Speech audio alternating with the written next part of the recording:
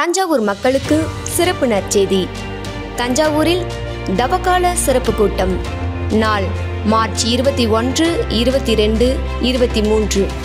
நேரம் மாலை 6 மணிக்கு. தேவ செய்தி மற்றும் ஜெபம் சகோதரர் எல் வின்சென்ட்ராஜ்.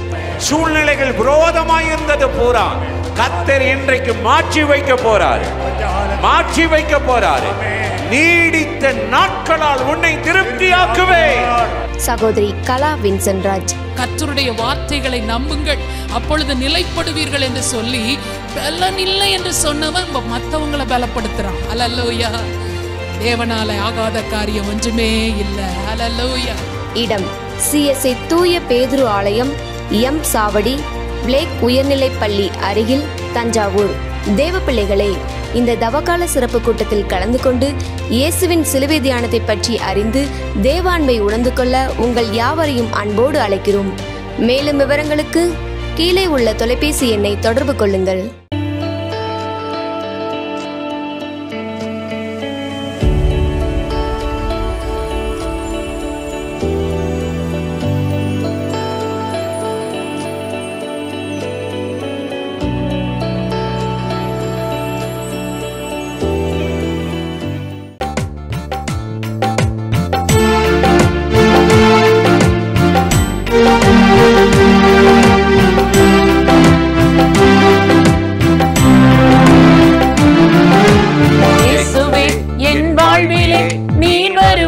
எனக்கு சந்தோஷமே. இயேசுவே என் வாழ்விலே நீ வருவது எனக்கு சந்தோஷமே. வாரும் வாரும் காற்றாய் வாரும், எத்திசையிலிருந்தும் என் மேல் வீசும். வாரும் வாரும் காற்றாய் வாரும், எத்திசையிலிருந்தும் என் மேல் வீசும். இயேசுவே என் வாழ்விலே நீ வருவது எனக்கு சந்தோஷமே. இயேசுவே என் வாழ்விலே நீ வருவது எனக்கு சந்தோஷமே.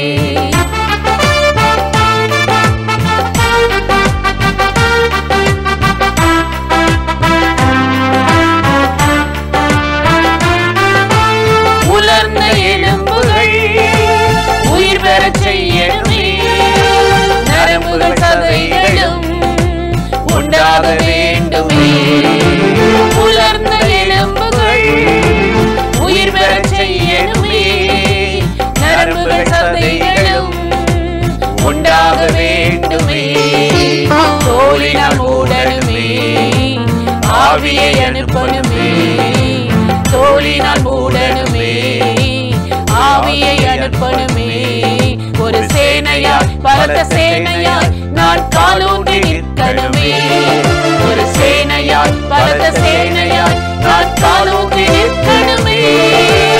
வாரும் வாரும் காற்றாய் வாரும், எத்திசையிலிருந்தும் என் மேல் வீசும். வாரும் வாரும் காற்றாய் வாரும், எத்திசையிலிருந்தும் என் மேல் வீசும். இயேசுவே என் வாழ்விலே நீ வருவது எனக்கு சந்தோஷமே. இயேசுவே என் வாழ்விலே நீ வருவது எனக்கு சந்தோஷமே.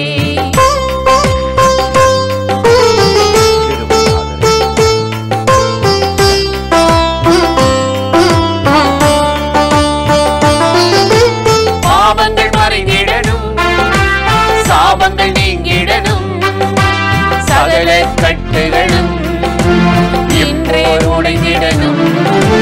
பாவங்கள் மறைந்திடணும், சாபங்கள் நீங்கிடணும், சகல கட்டுகளும் இப்போதே உடைந்திடணும். நீ வீட்டுக்கு வர வேணுமே, மாற்றம் தர வேணுமே. என் வீட்டுக்கு வர வேணுமே, மாற்றம் தர வேணுமே. இழந்ததை தேடி மீட்கவே நீர் வந்தீரே இயேசையா. இழந்ததை தேடி மீட்கவே நீர் வந்தீரே இயேசையா. வாரும் வாரும் காற்றாய் வாரும், எத்திசையிலிருந்தோ என் மேல் வீசும். வாரும் வாரும் காற்றாய் வாரும் என் திசையிலிருந்தும் என் மேல் வீசும். இயேசுவே என் வாழ்விலே நீர் வருவது எனக்கு சந்தோஷமே. இயேசுவே என் வாழ்விலே நீர் வருவது எனக்கு சந்தோஷமே.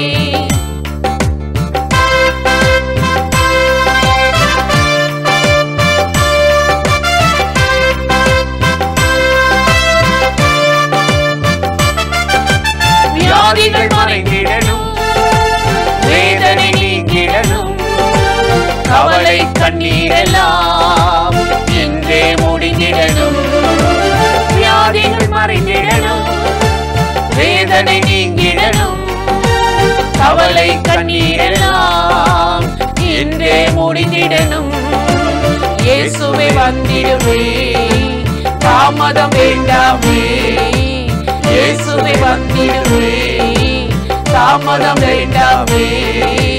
இயேசுவே என் வாழ்விலே நீர் வந்தாலே அற்புதமே.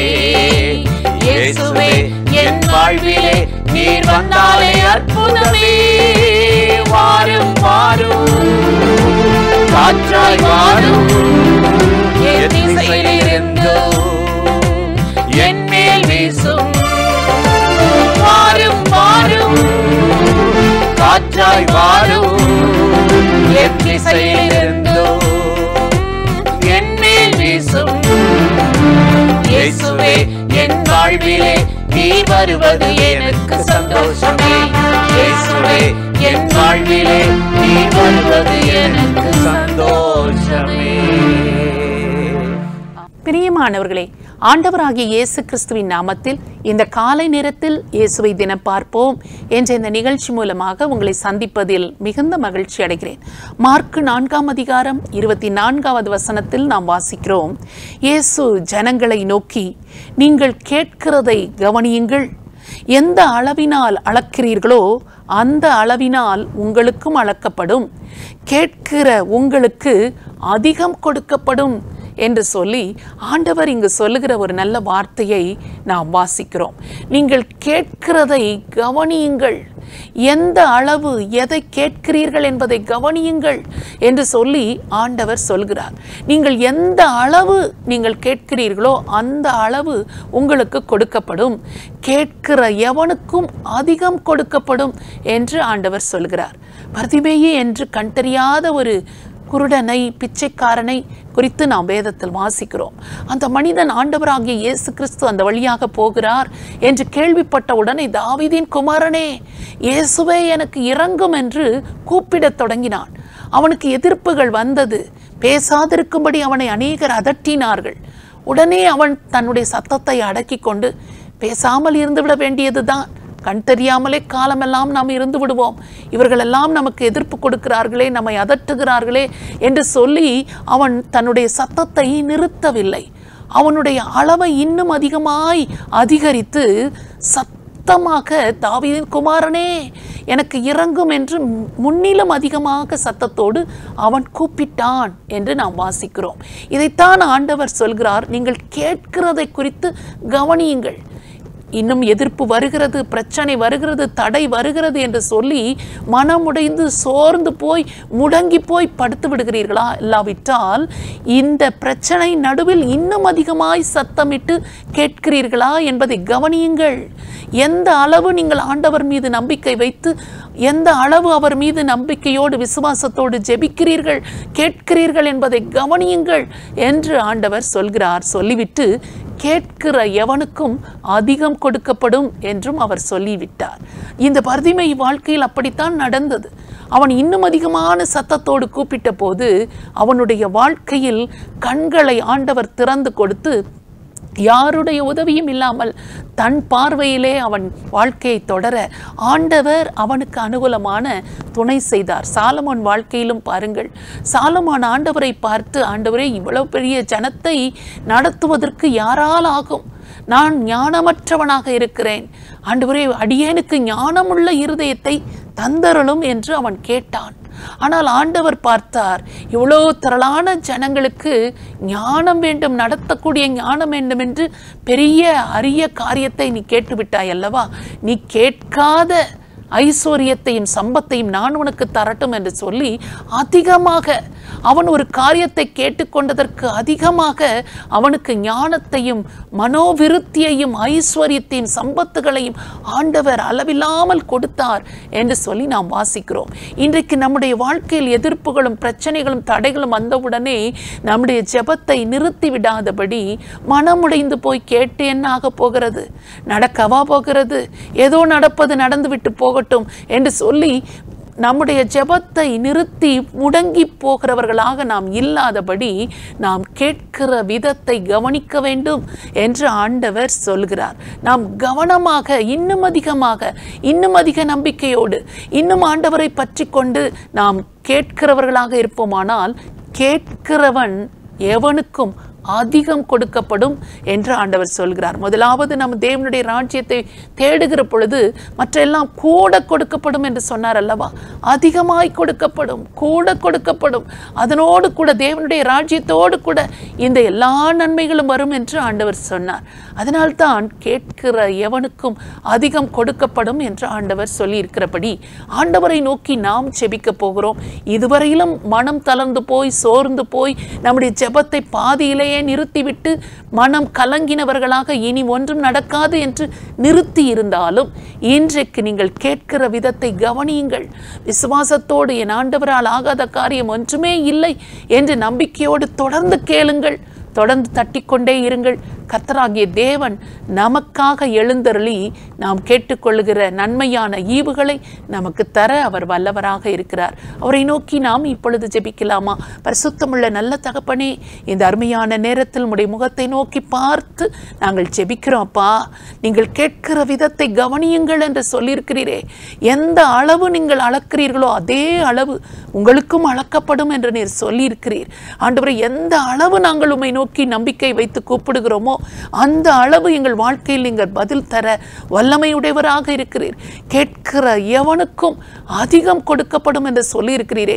யாரெல்லாம் விசுவாசம் வைத்து உம்மீது நம்பிக்கை வைத்து உம்மை கேட்டுக்கொண்டே இருக்கிறார்களோ அவர்கள் அத்தனை பேருக்கும் கேட்கிற ஒவ்வொரு நன்மையான ஈவுகளையும் இயேசு கிறிஸ்துவின் நாமத்தினாலே நீர் கொடுத்தரள வேண்டும் என்று சொல்லி உம்மை நோக்கி செபிக்கிறோம். ஒருவேளை தாமதமாகிறதுனாலோ, தடை ஏற்படுகிறதுனாலோ, எதிர்ப்புகள் வருகிறதுனாலோ நம்பிக்கை இழந்து குறைந்து போய் ஜெபிக்க முடியாமல் முடங்கி போய் படுத்து போனார்கள் என்றாலும் என் ஆண்டவர் இன்றைக்கு அவர்களை தட்டி எழுப்பி கேட்கிற விதத்தை கவனித்து, ஆண்டவரை இன்னும் அதிகமாய் நான் கேட்பேன், இன்னும் எந்த அளவு நான் கேட்பேனோ அந்த அளவு தேவன் எனக்கு தருவார் என்ற நம்பிக்கையோடு கூட ஆண்டவரே விசுவாசத்தை அதிகப்படுத்தி கொண்டு ஜெபிக்க திராணியை ஒவ்வொருவருக்கும் கொடுத்து ஆசீர்வதிக்கும்படியாக இயேசு கிறிஸ்துவின் நாமத்தில் ஜெபிக்கிறோம் நல்ல பிதாவே, ஆமென். இந்த நிகழ்ச்சி உங்களுக்கு மிகுந்த ஆசீர்வாதமாக இருந்திருக்கும் என்று நிச்சயமாய் நாங்கள் நம்புகிறோம். நீங்கள் பெற்ற நன்மைகளை எங்களோடு கூட பகிர்ந்து கொள்ளுங்கள், மற்றவர்களுக்கும் ஷேர் பண்ணுங்கள். கர்த்தர் உங்களை ஆசீர்வதிப்பாராக. ஆமென்.